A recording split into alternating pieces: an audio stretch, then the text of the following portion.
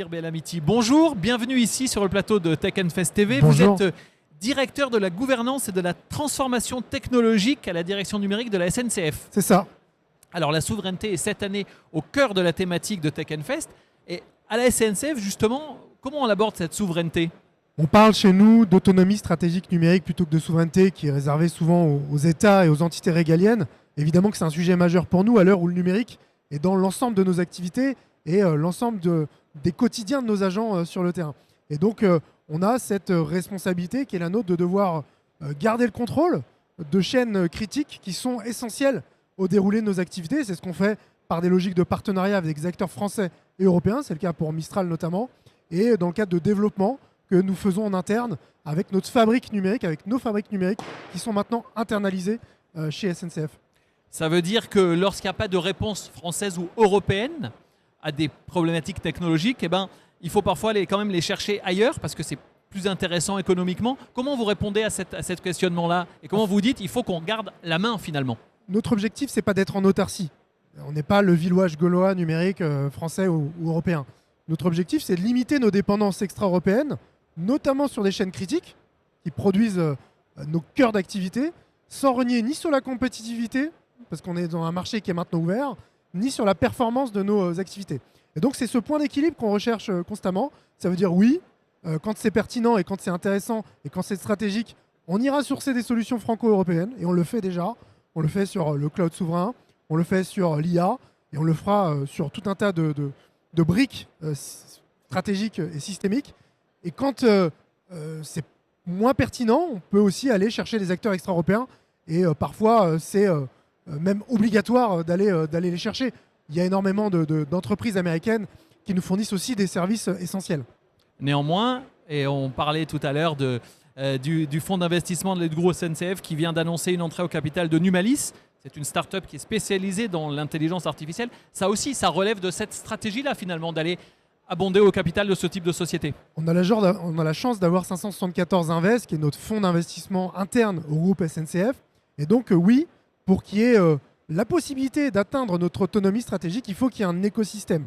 Cet écosystème, on se doit, nous, locomotive du numérique français et du numérique européen, de l'inciter, de l'aider, de l'accompagner à mûrir. Et c'est ce qu'on fait avec Invest, notamment au travers de Numalis, mais au travers de tout un tas d'autres acteurs dans lesquels nous avons des partenariats et voire, pour certains, des participations au capital. C'est ce qui permet de créer les conditions, d'avoir justement le choix et de garder le contrôle de nos équipements critiques. Ce qui correspond à une définition de la souveraineté finalement, si je comprends bien. Alors, l'IA, qui parle IA, évidemment parle données. Quand on parle données, ce sont des données parfois sensibles.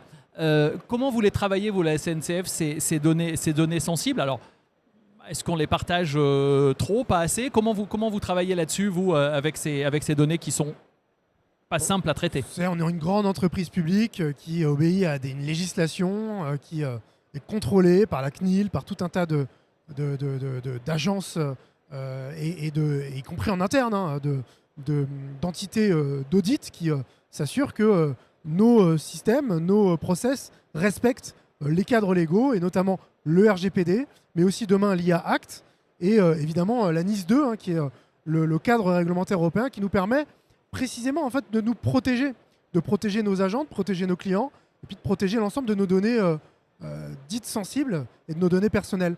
Et ça, c'est un impératif, ça s'impose à tout acteur, et évidemment, ça s'impose à nous. Et on est très vigilant à ce que nos systèmes soient compatibles. C'est le cas pour le cloud, c'est le cas pour tout un tas d'applicatifs, compatibles et compliant, comme on dit, avec ces réglementations. C'est le cas. Et c'est pas plus compliqué de le faire avec des entreprises étrangères qu'avec des entreprises françaises finalement. Vous dites que les règles sont les mêmes. Les règles sont les mêmes. Les règles pour les acteurs extra-européens s'appliquent dès lors que ce sont des données et des systèmes qui régissent et qui empruntent le marché européen. C'est tout de suite plus facile de le faire effectivement avec des acteurs dits souverains. Donc parfois, effectivement, il y a des usages qui vont nous amener à plutôt choisir des systèmes en Secnum Cloud. On a des capacités de cloud de confiance aujourd'hui chez SNCF. Parfois, avec les garde-fous qui vont bien, eh bien effectivement, d'aller plutôt sur du cloud privé ou du cloud public. Ça, c'est en fonction des criticités, des choix aussi de nos sociétés, parce que chaque société du groupe a sa subsidiarité. SNCF Réseau, SNCF Voyageurs, ils ont la possibilité de choisir où ils souhaitent et comment ils souhaitent structurer leur cloud, leur hébergement. Ouais. Et ça, c'est fait toujours systématiquement dans le respect du cadre européen et français. Alors vous avez parlé usage tout à l'heure, j'ai entendu ce mot-là. Justement, si on va un peu plus loin, qu'est-ce que peut apporter l'IA aujourd'hui à la SNCF, à la fois pour vos agents et puis pour le grand public? L'enjeu, c'est de faciliter la vie de nos agents. Nos agents au quotidien, on a plusieurs dizaines de milliers d'agents qui utilisent Mistral via SNCF GPT, qui est un agent conversationnel qui est en capacité de répondre sur tout un tas de sujets. Évidemment du quotidien, mais des sujets métiers, des questions sur des documentations et sur des sujets qui nous amènent à être dans une brique et dans une bulle de confiance. Ça, c'est le premier élément.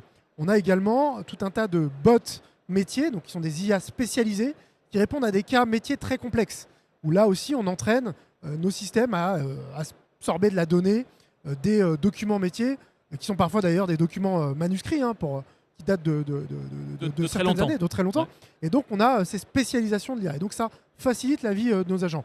On a également, dans nos opérations ferroviaires, dans la maintenance de nos trains, des IA qui permettent d'aller plus vite sur le fait de réparer des trains, de réparer des composants du train, voire d'anticiper leur réparation au bon moment pour éviter qu'ils soient indisponibles. Donc ça nous permet finalement de faire circuler plus de trains et faire circuler mieux de trains, si je puis dire, pour qu'il y ait un maximum de production et de productivité qui soit à la hauteur. Et puis on a aussi des IA fondamentales, des IA de recherche sur lesquelles on investit.